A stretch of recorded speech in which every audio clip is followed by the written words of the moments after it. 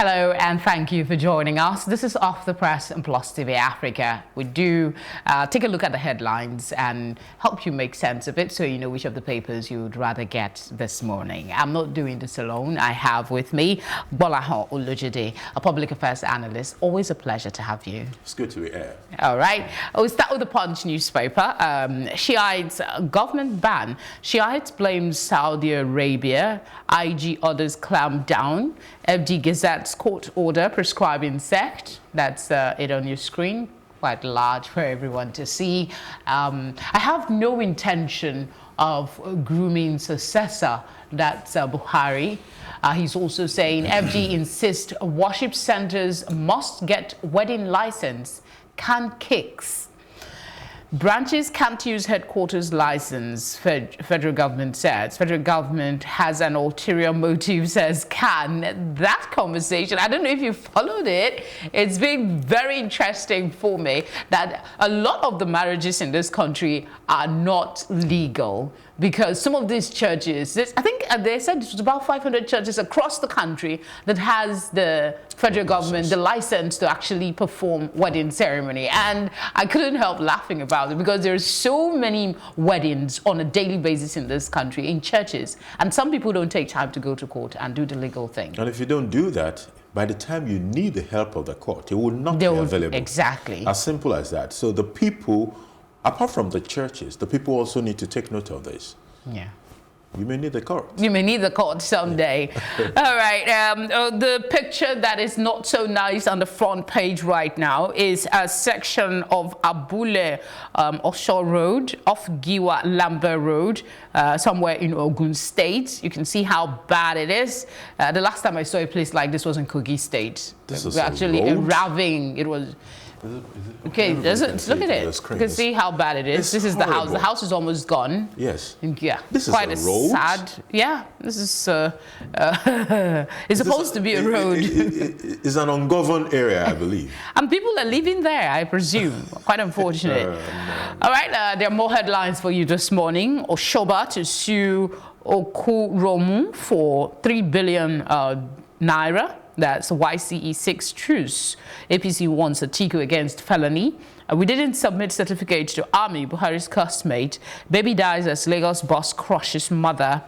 Don't set a door ablaze. Obaseki tells Senate. I'm sure you've been following that one as well.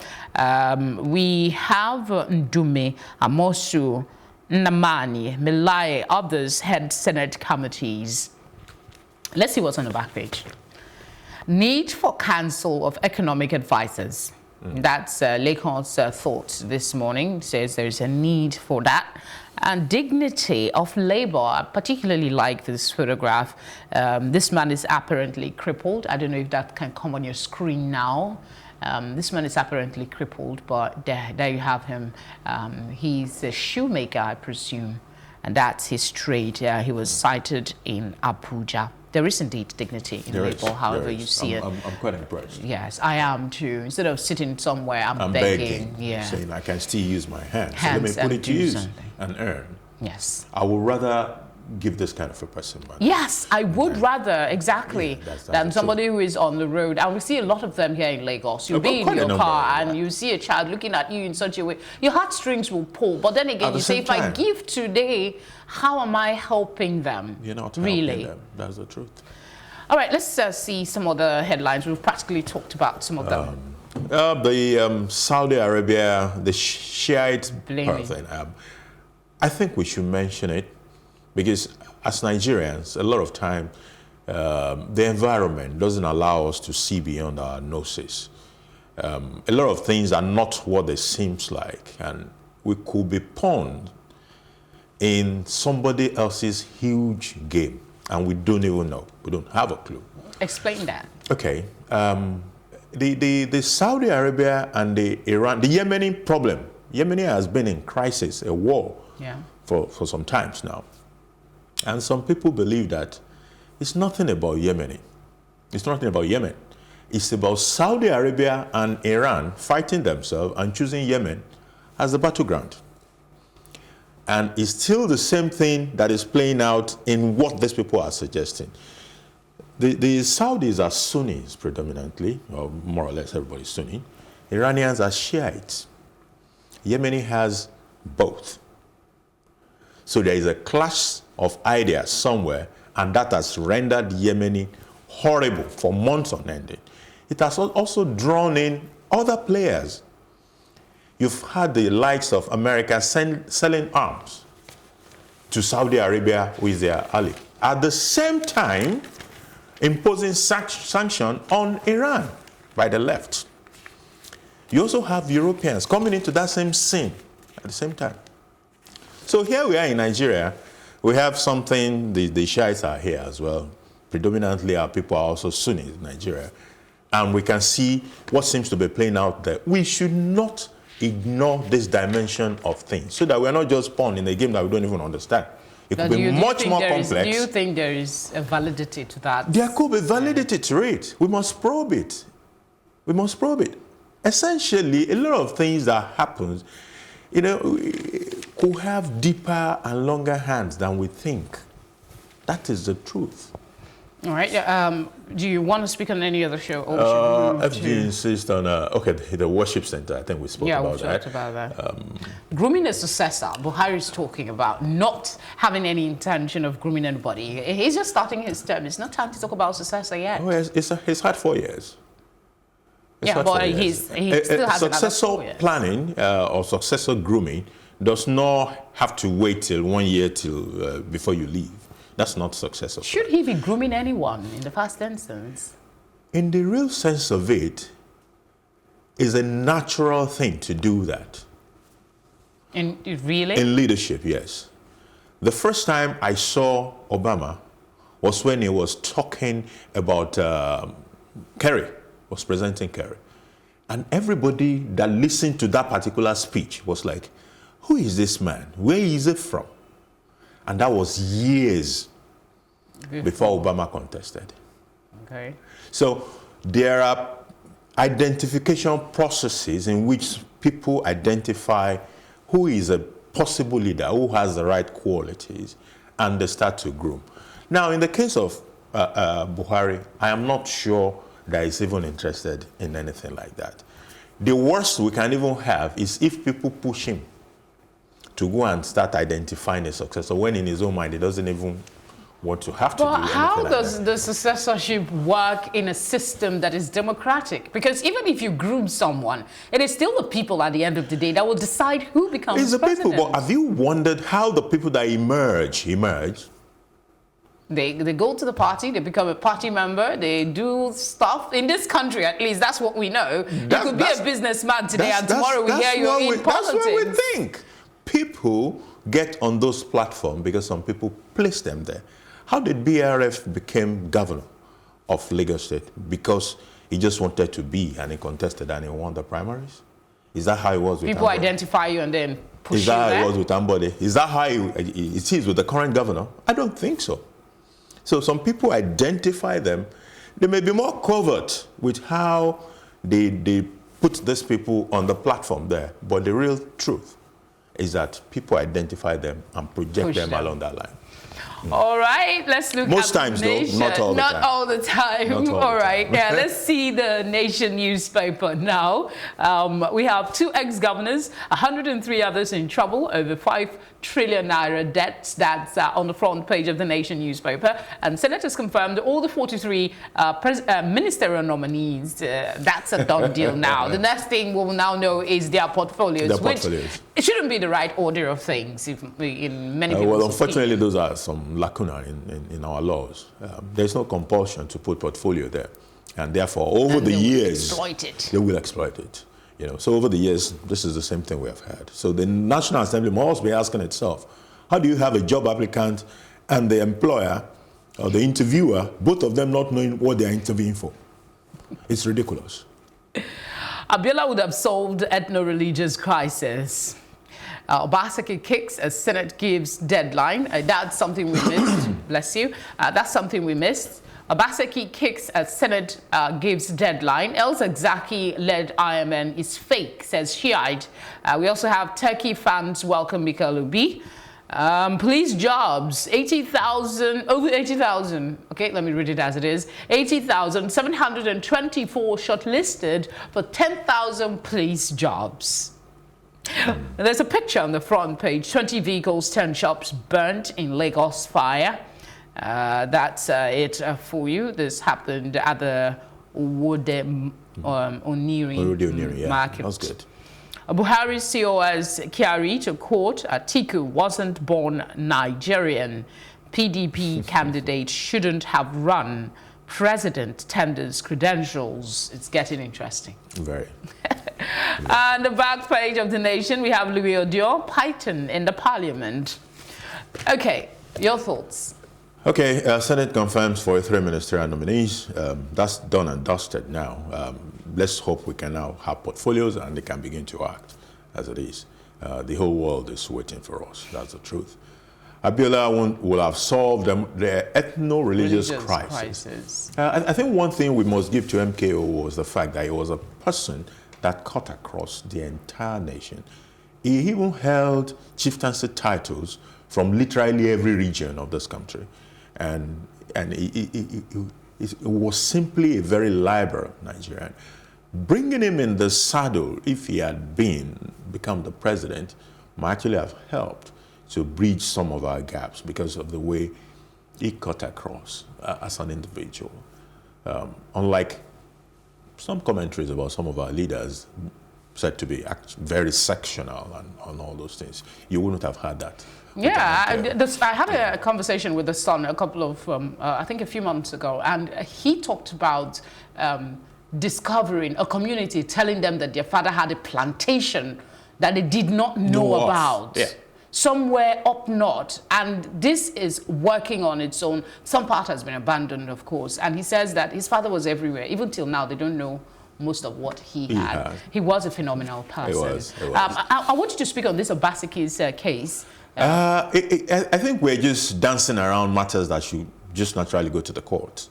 What you have here is Obaseki has inaugurated his assembly, as far as it's concerned, and the officials of the assembly have been chosen legally, in his opinion. But the Senate is saying, no, it was done in the middle of the night. There were only a few members that were present, and all that's another thought. And the Senate is therefore saying, redo this thing all over again, re-inaugurate the assembly, and let them choose the officials. But here we are. The Edo State politics seems to be a battle of Obaseki and Oshiomhole.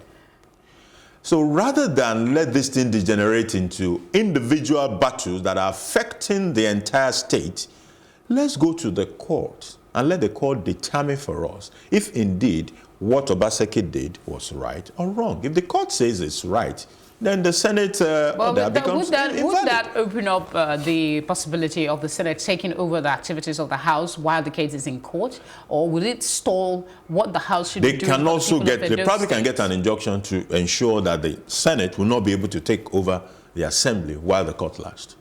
And who knows how long this will be? No, these are the kind of things that will require accelerated hearing because of the implications for the state. Funny enough, Obaseki and Oshiomhole was seen at some federal smiling and laughing and shaking hands. Leave all those smiling. These are supposed to be the people that are at loggerheads. They are at loggerheads. They were very close people before. One made the other, literally made, like we were saying the other time. About successorship. Will Obaseki have become the governor? Most likely not. So somebody presented him on that platform and he became. Now, after someone has become a governor, should you now sit on the neck of the governor? I don't understand the intricacies of the Edo political issue. But things being discussed now have legal end to them, and we should treat them legally. And where there are interpretation issues, let's take them to the court to allow the court to solve the problem so we can move on. Otherwise, it's the Edo people that will be at the receiving end of this. True. I wanted to speak on the nature because I was at the market a couple of days ago and you see how jam-packed everywhere is. In the event of a fire, I'm very sure. Which of the markets were you? Balogun Market, for instance. It has always been like that. Yes, and then we have this one, 20 vehicles burnt in a market. Do you think, are we getting things right in this country? Because if the markets are so positioned that if there is a fire from one building, automatically it goes to the next. Even getting from one part of that market to another part is a problem. Most of these markets are old, they're not new markets, and they were not built with any modernity in mind. You know, I used to work at the branch of a bank inside Okeari some years ago. We will have to park at Marina and walk, because even for you walking, there's a traffic. Yes. You have to use your side sometimes, the front. Everywhere part of your body goes into that, moving through that marketplace. That is not modern. That is not civil. That's what I'm saying. Those markets are old. I don't know what we can do about them. Can we pull them down and rebuild? Will the people allow? Those are the problems. It's fairly complex. It is fairly complex. Even people are also living inside that market. Some of those houses are both residential and shops at the same time. Quite unfortunate. Let's see this day newspaper, what they have for us before the time runs out. FG raises task force to recover 5 trillion naira AMCON debts.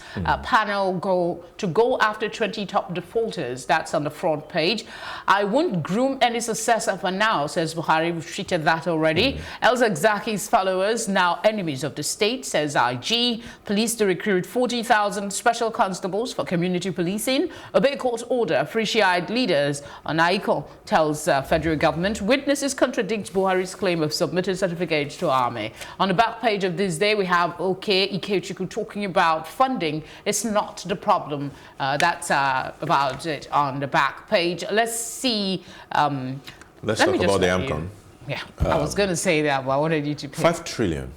Of this 5 trillion, about 3.35 trillion were owed or are owed by 20 Nigerians. 20 Nigerians, owing 67% of this debt. And some of them are still working all over the whole place. We are glorifying them. Some of them are senators. I think a couple of them are governor or ex-governor. So these are still people that should not be role models anyway. But here we are glorifying them. I think it is a step in the right direction. You and I, it is our money that the government has used to buy up all these debts. It is fair on us that we should at least make an attempt to collect some of this money. 5 trillion, if we have 5 trillion today, there's a lot we can do. Our entire revenue for 2019 is 6.97 trillion for the FGN budget, the entire revenue. So you can imagine what we can do with 5 trillion naira. And 20 people are owing 67% of it. Step in the right direction. Witnesses contradict Buhari's claim of submitting certificates to army. I don't know how. Have you been following the tribunal case? Yes, this particular one. This was yesterday. Yesterday, yes. Is the way the newspaper decided to present it. Another newspaper presented it in a different way. That's what it's captured in almost all the papers' front pages. I don't know. We didn't submit certificates to army. Exactly. That's another way. Buhari's cost me. That is exactly what Tafa did. So Punch caption is closer to what Tafa said. He said, we didn't submit certificates. Now, this day has taken it a step further by saying he contradicted what Buhari said. Yes, because I think at some point in time, Buhari had said that his certificates were with the military. Yes. So in a way, the way this day presented it is also right to a certain extent. But there are matters in court. Let's not make decisions for the court yet. All right, we have the Vanguard nest. Shiites, of course, is repeated here. Shiites banned for engaging in subversion. That's IGP Adamu speaking. There are a couple of writers to that story. There's an editorial on page 18 if you'd like to catch that one. Says group pledged allegiance to foreign nations to ruin Nigeria. Don't turn Nigeria to battleground, Shiite groups warn Saudi Arabia, Iran. Reverse yourself and Shiite proscription. And ICON urges federal government. Says Nigeria's security has worsened in the last 5 years. All of that is on the front page. You find it on page, details is on page 5 of the paper. And an editorial on this is on page 18 if you'd like to read the editorial thoughts of the Vanguard newspaper. The AMCON debt is captured here on page 19. Apapa gridlock situation worsens as traffic management turns money-making venture. Expected. Something on Obaseki Senate lock hunt over Edo Assembly. PDP kicks as APC wants Atiku arrested for alleged felony. Ogun elders, leaders as Aso Rock. That's the picture on the front page of the Vanguard. Let's see now. There you have it. Ministers, Senate confirms Akpabio, Akome, Fashola, Amechi, 39 others. British Prime Minister Boris Johnson appoints Nigerian as minister. That's a very beautiful one on page 7. We'll wait to hear Ogbalahan's thought on it. Presidential poll, Buhari opens defense, tenders school certificate in evidence. Supreme Court adjourns Atiku PDP's appeal to August 20. We also have other stories there. The sad news of 8 dying in Taraba, 3 killed in Benue communal clashes. And of course, Abiola would have saved Nigeria from ethnic religious tension. This time they're quoting Buhari. Buhari was one that said it. That's amazing. Why I wouldn't name a successor? That story is captured again. If we have time, we'll take a look at our Mr. and Mrs. cartoon. You know how I like to bring it to you. And on the back page, we have Vanguard Sports. But let's get Bolaho's thoughts before we go to the back page of the Vanguard newspaper. I like the story about the British PM appointing a Nigerian. That actually trended on WhatsApp. People sent it all over the place. 39-year-old lady. In Nigeria, she probably, according to the current cabinet, she will have needed to wait for another 10 years to qualify as a minister in Nigeria, considering the fact that the youngest was probably 49 in our own cabinet. And here we are, a Nigerian. When I read the story yesterday, said she lived here in Lagos for some years and then moved to America and didn't even get to Britain until 16. You know. And she made it as a minister for children and family affairs and something like that. It also shows about how states could bring out roles depending on issues that are coming up in their environment. If you have a situation in which there are serious family and children-related issues, isolating them and dealing with them as a major issue is important, rather than just following the traditional way in which we have all those departments, all those ministries. The Shiite thing is something we have to be careful about. While we can ban an association, you cannot really ban an ideology because ideology resides in the mind. And the complexity, the flavor that it might have from Saudi Arabia and Iran is something we must pay very close attention to. It's very, very, very important. Apapa. Yes, I was going to get you on that one. Apapa is dragging. Well, not that it's dragging like that, because the issues have built up over several years. So executive fiat of go and solve it in 1 month, go and solve it in 2, doesn't work in the real sense of it. But what I observe is that there is a tendency, because it's now fairly long, there's a tendency to lose sight of the ball. We must keep eye on the ball. If we don't keep eye on the ball, there is a huge incentive for exploitation in this project. And at every point that people can capitalize on that, they will. So people who can exploit will continue to exploit once the leaders take their eye off the ball. I guess that's what we're going to pause for now. Thank you very much for coming on the program. Good to be here. All right, before we go, let's take a look at what the Punch is, the Vanguard is saying with sports. Ronaldo returns to Spain for Marcus Legend Award. Chelsea banned fan for life over Sterling abuse. Stop investigating players, NFF scribe tells coaches. Mourinho eager to return to the dugout, says he'll wait for right job. That's also on the back page of the Vanguard newspaper. Raul denies $1 million sack clause, says he's ready to leave if. Today's fixtures is also on there on the back page. PSG dropped Neymar's asking price by whooping £110 million. Okay, Zenith Women Basketball League officials boycott Ibadan games. Falcons deserve equal pay with Super Eagles, says Opara Nozier. Brazilian police closed Nyama rape investigation. That's about it. Yeah, this story I think trended yesterday. UK denies Onyekuru work permit again. That's where we wrap things up this morning. Thank you very much for your time. We'll be back again tomorrow with all the latest headline. It will be nice to know that you go see your vendor and get a copy of the paper and read details of this story for yourself. Thanks again and take care.